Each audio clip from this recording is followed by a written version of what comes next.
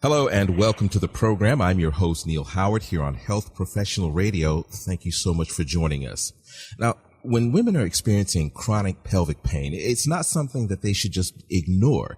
It could, in fact, be a very serious health issue called endometriosis. Here to explain what endometriosis is and to discuss some important resources for women who may be living with this disease are TV anchor and journalist Daina Falzone and board-certified OBGYN Dr. Rebecca Brightman. Thank you both for joining us on the program. Thank you for having us. Thanks, Neil.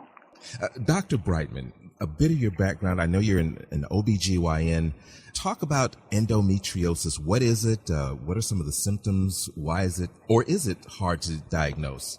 So endometriosis is a disease that actually affects 1 in 10 women of reproductive age. And it can be challenging to diagnose because the symptoms are variable and sometimes just attributed and chalked up to being part of being a woman. And the most common symptoms are painful periods, pain in between periods, and some women have painful sex. And many women are too embarrassed to discuss their symptoms with their physicians. So it's important for women to learn to identify that there are symptoms. And if they actually are having some of the things I described, they should, go online, look into speakendo.com. There is a symptom quiz they can take to determine whether or not they may be at risk or perhaps whether or not they have endometriosis. And that way they can be forearmed and be prepared when they go to see their healthcare provider so that they can be accurately, appropriately diagnosed and treated. Now, some of the symptoms that you talked about don't relate to endometriosis. In your opinion and in your experience, do you think that maybe some of the information is coming to women? This is just normal. It's something that you just have to go through. Maybe that's something that they've been told rather than something that they feel automatically in some cases. Well, absolutely. And I think a lot of women just assume if they're having painful periods, it's part of being a woman. And that's largely true. But with endometriosis, the difference here is that the pain, the symptoms are really debilitating. They're life-changing. Women with endometriosis frequently have symptoms that prevent them from partaking in activities, going to work. Some of these women miss school. That's not normal. And I think if they're having symptoms that are interfering with their day-to-day functioning, affecting the quality of their lives, this is something that has to be addressed. And I'll just jump in there, too, because when I was having my sudden onset of symptoms back in 2016, I remember not being able to sleep at night. I had a hot heating pad that I would just keep on my abdomen for hours at a time, and I was taking ibuprofen, and nothing was helping, but I didn't know what I had. I didn't know that I was experiencing endometriosis. Is this something that came on gradually over a period of days, months, or is this something you say you woke up one day and boom, you're in this pain that will not go away and persist? How did the symptoms present? Well, for me, it was a sudden onset of symptoms. I was working, I was on set, and I felt a stabbing pain in the right side of my abdomen, and then it was followed by heavy bleeding and also a low-grade temperature, and I went, oh my gosh, something's wrong here. I don't know what it is, but I know my body well enough to know that it's not right. So I saw several doctors before I was able to see a specialist who said to me, you know what, I think you might have endometriosis.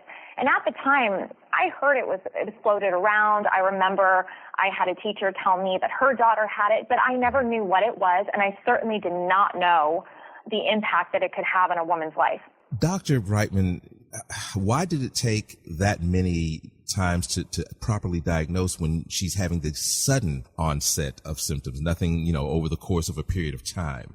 Well, the average woman with endometriosis can have symptoms for up to between 6 to 10 years before they arrive at appropriate diagnosis. Mm-hmm. And I think with Daina, she probably, looking back, had some symptoms, and then all of a sudden, once was diagnosed, may have said, I have had these symptoms for a while. But there are women who do present with, let's say, what we call an endometrioma. It's a endometriosis cyst on the ovary, and that may lead to their diagnosis. But everyone's presentation is different. Everyone's treatment's different. And so that's why if a woman has something that's out of the ordinary or pain that they're experiencing that just isn't normal for them, they need to make sure it's appropriately addressed. And I think that if someone feels as though it's not being appropriately addressed or someone's not listening, they need to seek out the advice of another healthcare provider. And that's why I like the hashtag #SpeakEndo, because when I was diagnosed originally, there was not much. I didn't know anybody that had endometriosis. So for me, I was able to talk and finally find a community of women online. So if women are in that place now where they're like, something's wrong with me, I'm not sure what, go on speakendo.com, use the hashtag of #SpeakEndo so that you can find women who are going through a similar journey and who might have been a little bit more advanced in their journey, and they can support you through what is, I think, a very vulnerable time for a woman. What was it, looking back, that you said or did, or how you presented and spoke about your symptoms to that key physician, the physician that said, hey, this is what's going on, and boom, there's the diagnosis, as opposed to going to 2, 3, or 4 specialists prior? Well, I think I was able to just really share my story with this doctor, and she also did further testing than other doctors had done in the beginning. I also originally went to a general practitioner in an emergency room who was not really the type of doctor you should see if you're having the symptoms of endometriosis or a reproductive issue. You should definitely see a gynecologist and speak with a doctor who's specific to those body parts. So for me, it was finding the right doctor with the specialization of endometriosis, who has seen it a lot and who treated it a lot. Dr. Brightman, is there only treatment, or is there a cure for endometriosis? So there isn't a cure, but there are treatments. And endometriosis occurs because tissue similar to that which is normally found in the uterus grows outside of the uterus. And these misplaced pieces of tissue, we refer to them as implants, and they are estrogen dependent. So there are many different treatments that are aimed at controlling these lesions. There's some surgeries that can be performed to remove these lesions. But again, I think the most important thing to realize is that the treatment of endometriosis must be individualized. And physicians, healthcare providers need to keep in mind where a woman is during her respective stage of her life. What are her goals? Are her goals contraception, family planning? Because the treatment will really vary depending on patient's needs. Dr. Brightman, give our listeners a website where they can go and get some more information about endometriosis and its treatment. And then, Diana, will you give us a website where we can go and learn a lot more about SpeakEndo and the support that you offer there? Well, I think we both suggest that your viewers reach out to, or your listeners reach out to speakendo.com. It's a wonderful resource. And also there's a symptom quiz. Women can actually take a quiz to determine whether or not some of the symptoms they may have may be in fact indicative of endometriosis.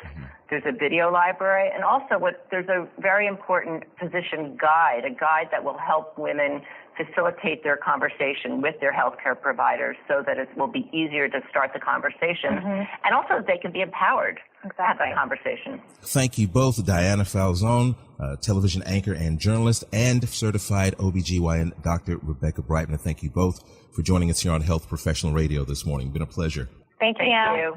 You've been listening to Health Professional Radio. I'm your host, Neil Howard. Transcripts and audio of this program are available at hpr.fm and healthprofessionalradio.com.au. Thank you for listening to Health Professional Radio. We're very proud to be an independent broadcaster providing our content free of charge to you, the listener.